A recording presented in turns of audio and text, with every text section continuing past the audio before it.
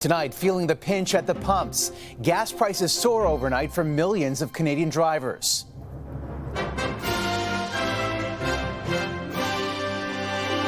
Frustrated and fuming. It's ridiculous. 14 cents in one day. What's behind the sudden spike? It's absolutely disgusting. Fraudsters target vulnerable grandparents. He said, I need $8,000. Police crack down on a cruel crime. I'm trying to film this with one hand, bro. And daredevil danger, the manhunt for social media stuntman. Also, spoiler for Swifties. Taylor's new album leaked online. Plus, we check in on the orca stranded in a BC lagoon.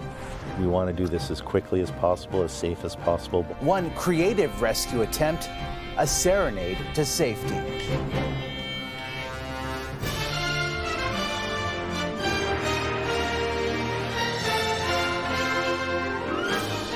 CTV National News with Omar Sachedina. Good evening, everyone. We begin tonight with breaking news in the Middle East. There are reports citing unnamed senior U.S. officials that Israel has launched an attack on Iran. Iranian state media is reporting explosions near the central city of Isfahan. International flights have been suspended to several cities. It comes less than a week after Iran launched hundreds of missiles and drones at Israel in retaliation for an Israeli airstrike on its diplomatic compound in Syria. Most of the incoming fire was intercepted. Back in this country, getting behind the wheel got more expensive for millions of Canadians overnight, triggering a wave of frustration. Prices jumped roughly 10 cents per litre in Ontario. In Quebec, 12 cents, 5 cents in New Brunswick, and a slight bump of 3 cents in Nova Scotia. Seasonal spikes aren't uncommon, but this year's jump is bigger than in previous years. CTV's Heather Wright on what's driving the cost and when to expect some relief. It's one of the more frustrating signs of spring. A surge in price at the pumps as stations make the switch to summer fuel. It's ridiculous. 14 cents in one day. In Ontario today, a litre of regular is just shy of $1.80 at many stations. While in parts of Quebec, it's even higher, with drivers in Montreal paying almost $1.90.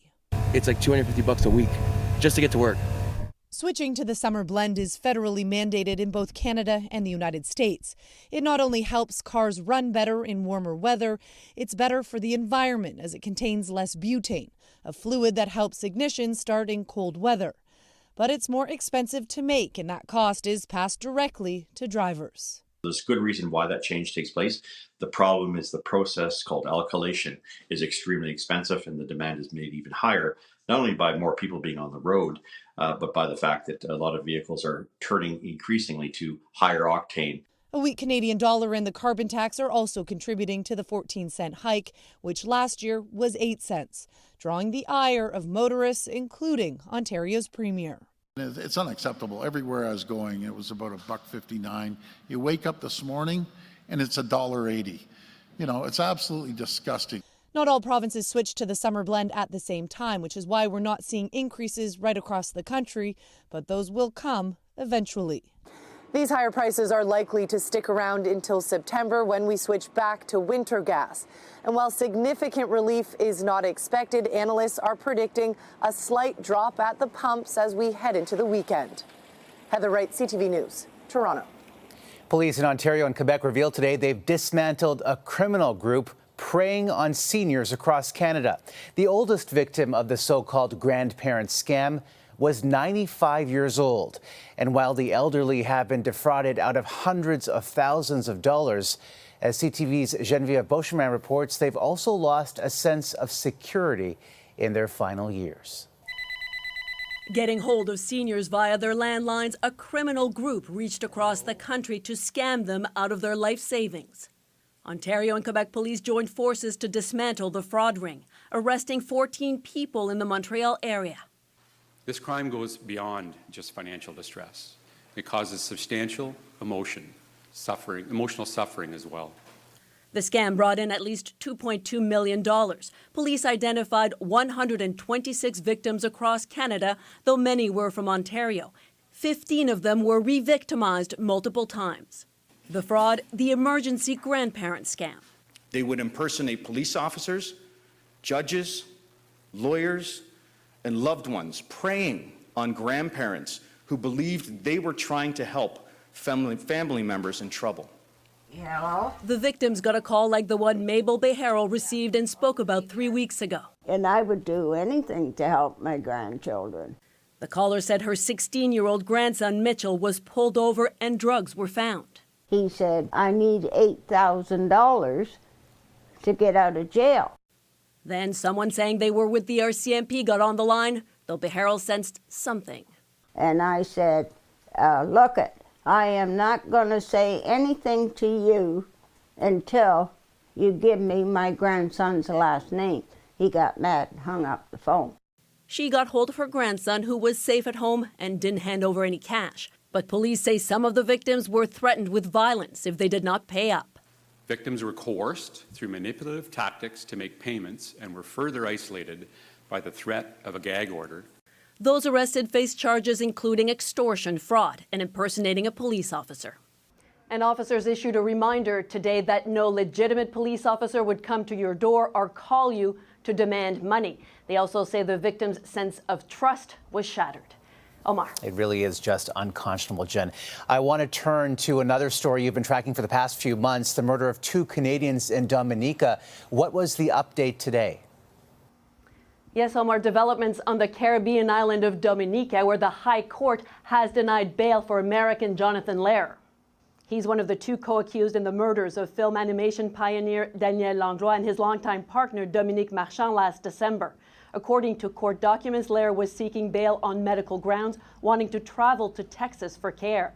During some of the bail hearing proceedings, island residents held a protest outside the court against Lehrer's release. When we traveled to Dominica earlier this year to investigate the murders, it was clear many on the island were shaken, devastated by the loss of Langlois and Marchand. Now it's expected that Lehrer and his co-accused, Robert Snyder Jr., will stay behind bars until a preliminary hearing scheduled for June. Omar. Developments we know you'll be following. Genevieve Beauchemin in Montreal. In Manhattan, a full jury was sworn in today for the historic criminal trial of a former U.S. president. Donald Trump was in court today as 12 jurors were selected, 7 men and 5 women, including an investment banker, speech therapist, and a security engineer. In a pool of 96 prospective jurors, half said they could not be impartial and were dismissed today, including this woman. It's a historical case, and this is going to define so many things. But at the same time, our job as a juror, right, is to be impartial, like to be unbiased. Trump left the courtroom and called the case a New York scam that was derailing his presidential campaign. I'm supposed to be in a lot of different places campaigning, but I've been here all day on a trial that really is a very unfair trial. The Republican candidate is accused of falsifying his business records to hide a hush money payment made to a porn star. Opening statements in the case could begin as early as Monday. Questions about money were also at the center of a tense exchange in Ottawa today over the ArriveCan app. Treasury Board President and former Procurement Minister Anita Anand was specifically asked if the government will try to recover tax dollars lost as a result of cost overruns in developing the app. You're not giving me a yes or no, Minister. I actually just said that they're recorded as monies owed. Okay, if wrongfully collected. But have you contacted GC Strategies? I also specified that the RCMP investigation is ongoing and that they are recorded as amounts to be recovered. So you are pledging here today to get that money back for Canadians? Yes, we will. The Auditor General found the true cost of the app was, quote, impossible to calculate because of poor financial record keeping. Health Canada is changing its long-standing policy restricting gay and bisexual men from donating to sperm banks. The ban will be lifted on May 8th and would revise the current donor screening criteria, allowing men who have had sex with men to legally donate sperm for the first time in more than 30 years.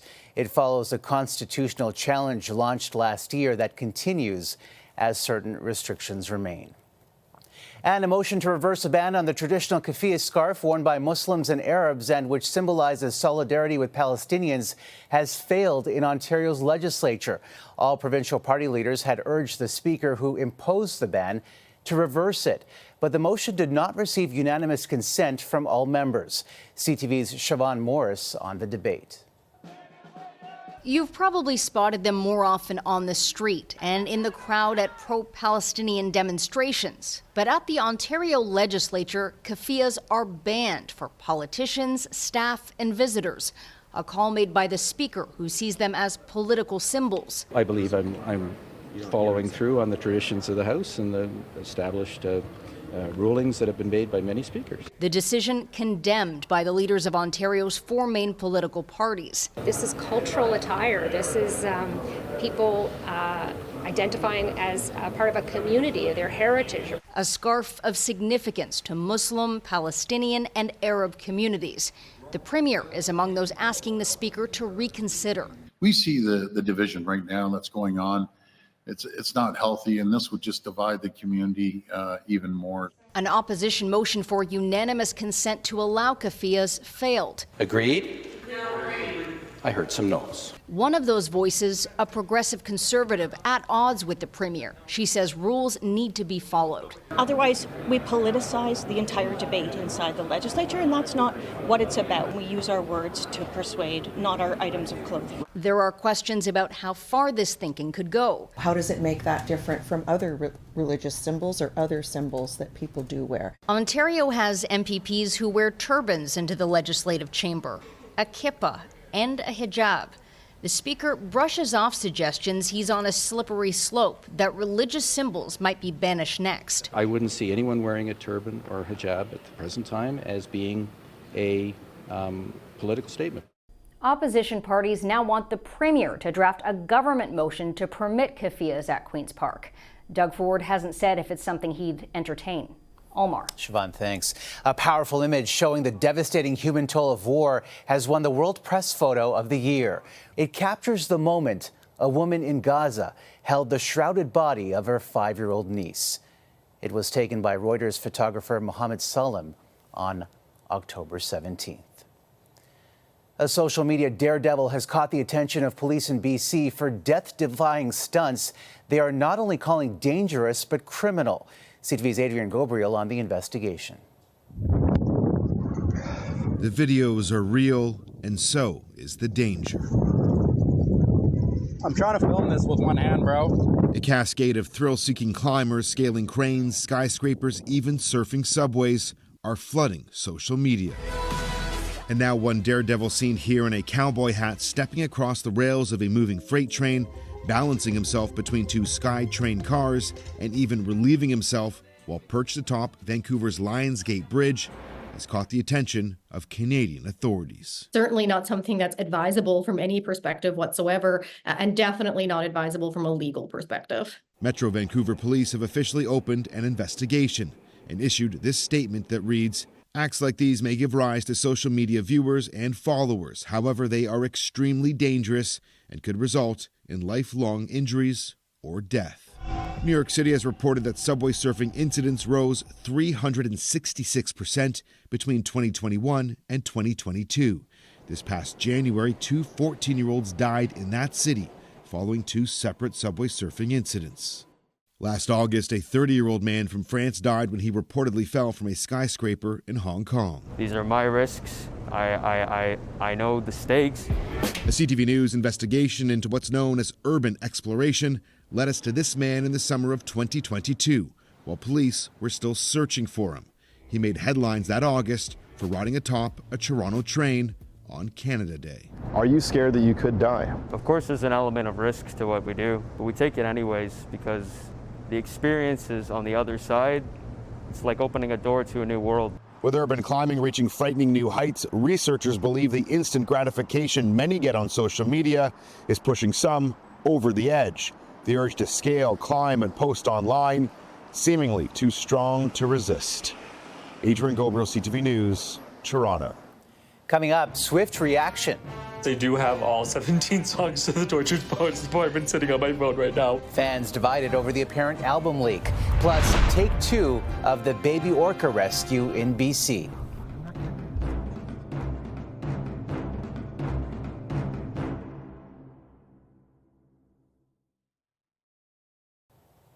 American rock icon Dicky Betts, co-founder of the Allman Brothers Band, has died.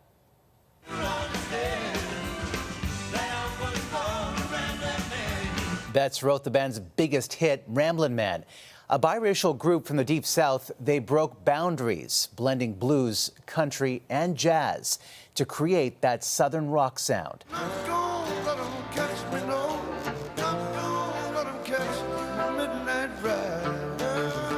Betts was also the inspiration for the rock star portrayed in Cameron Crowe's cult classic, Almost Famous. The Rock and Roll Hall of Famer died at his home in Florida after battling cancer and chronic obstructive pulmonary disease. Dicky Betts was 80 years old.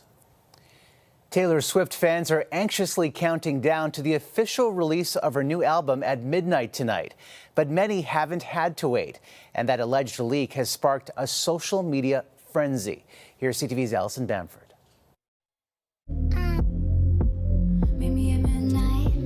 That's exactly what Taylor Swift wanted her fans to do. Wait until midnight tonight for her new album to drop. Taylor has a plan. At midnight, that is when you're supposed to listen.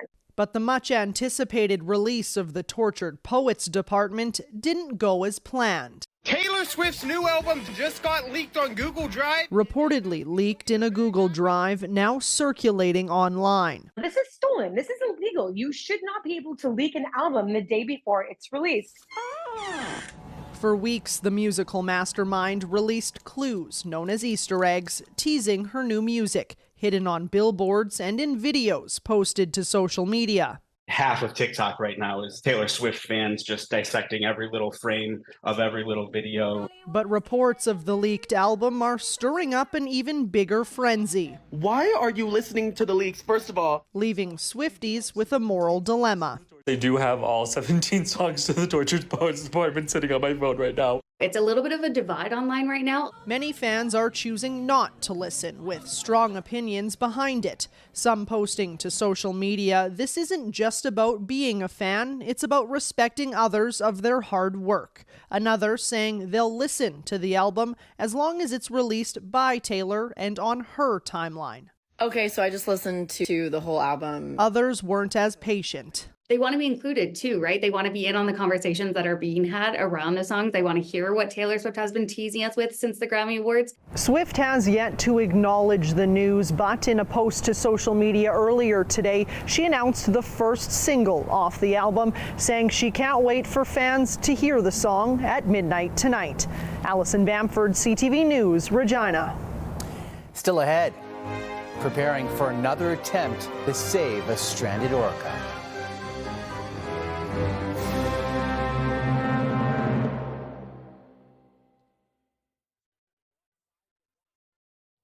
A Scottish visitor on Canadian soil has had quite an adventurous trip so far.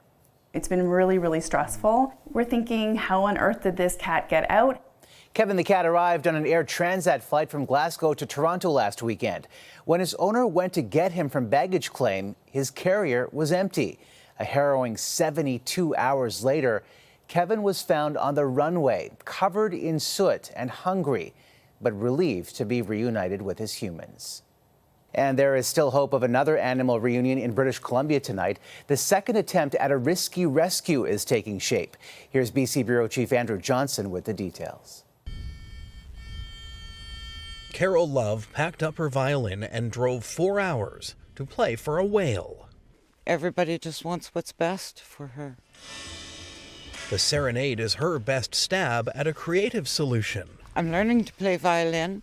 Music is a universal language, and I'm hoping that with the sound of my violin, I can coax her through the sandbar and back out into the open ocean.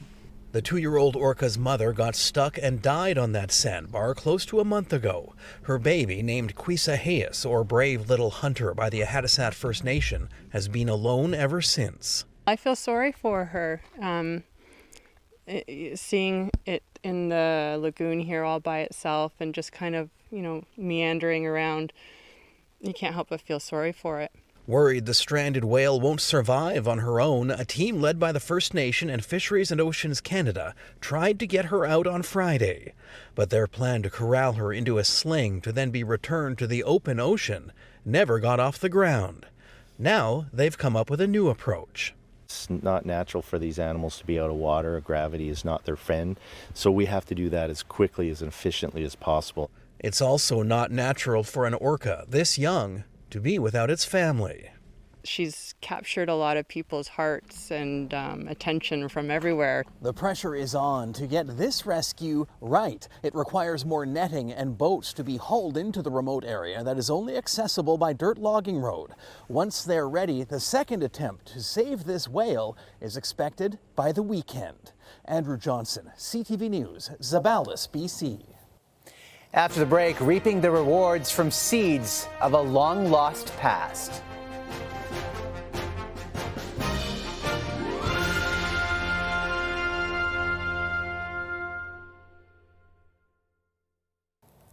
A 19th century family heirloom has been brought out of retirement at a Newfoundland gardening store to keep up with demands of a busy sowing season.